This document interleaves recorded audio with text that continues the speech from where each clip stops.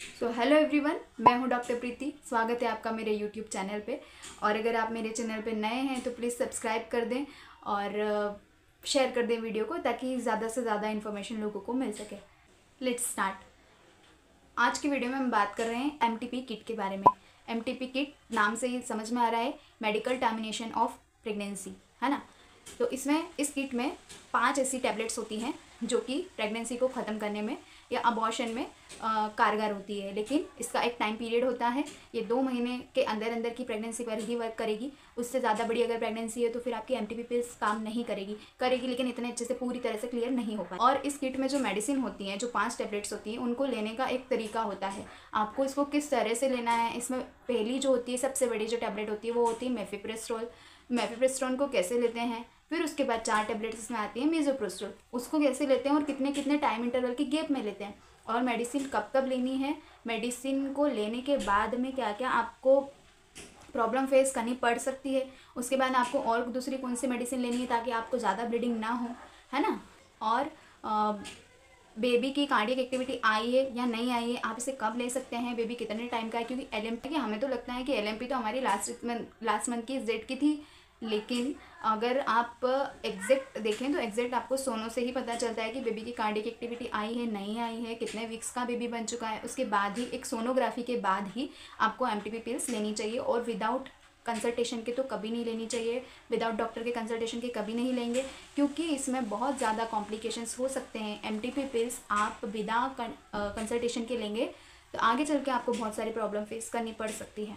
क्योंकि आने वाली जो 3-4 साइकिल होती है आपकी, इसके बाद जो आपके मेंस्ट्रुअल साइकिल आएंगे, उसमें भी आपको बहुत ज़्यादा ब्लीडिंग देखने को मिलेगी, बहुत ज़्यादा पेन्स होंगे, क्लोट्स आएंगे, बहुत दिनों तक ब्लीडिंग रहेगी, या तो आपका मेंस्ट्रुअल साइकिल बिगड़ जाएगा, या फिर आपको आगे कंसीवेशन में प्रॉब्लम आ सकती है, या कोई भी अदर कॉम्प्लिकेशंस हो सकते हैं। तो इसको आपको हमेशा डॉक्टर की गाइडेंस के बाद ही लेना है, ठीक है।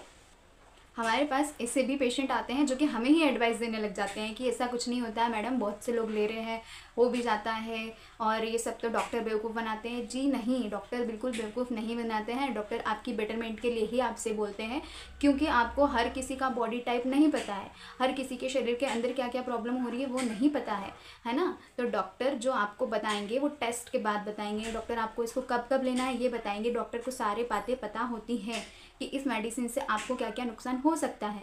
इसीलिए आपको बोलते हैं कि कभी भी अपने मन से अबॉर्शन की टैबलेट्स नहीं लेनी है।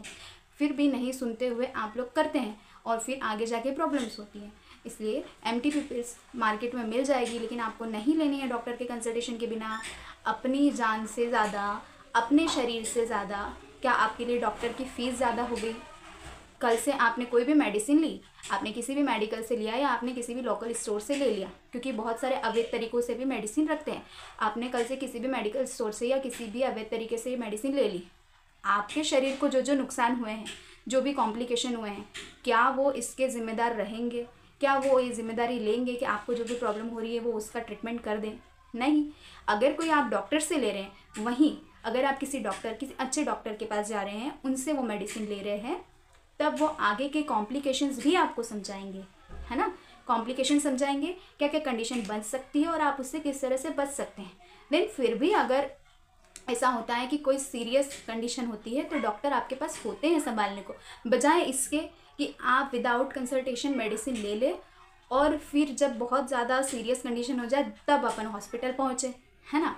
तो इससे अच्छा है कि आप स्टार्टिंग में कंसल्टेशन लें, एक सोनोग्राफी ज़रूर कराएं, ताकि आपका इंटरनल कंडीशन समझ में आए। हर पेशेंट का, मैं अभी फिर से कह रही हूँ, हर पेशेंट का, हर पर्सन का बॉडी टाइप अलग होता है।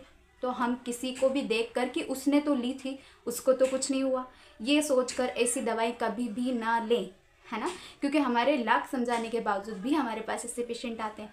तो जितना ज़्यादा आप अपनी जनरल हेल्थ के लिए अवेयर होंगे, उतना ज़्यादा आप अपने आप को इम्प्रूव कर सकेंगे, ठीक है। तो अगर आपको एमटीपी पिल्स लेना है, पहली बात तो आप ना लें, क्योंकि एमटीपी पिल्स लेना बिल्कुल सही नहीं है। आपको प्रिकॉशंस रखने चाहिए।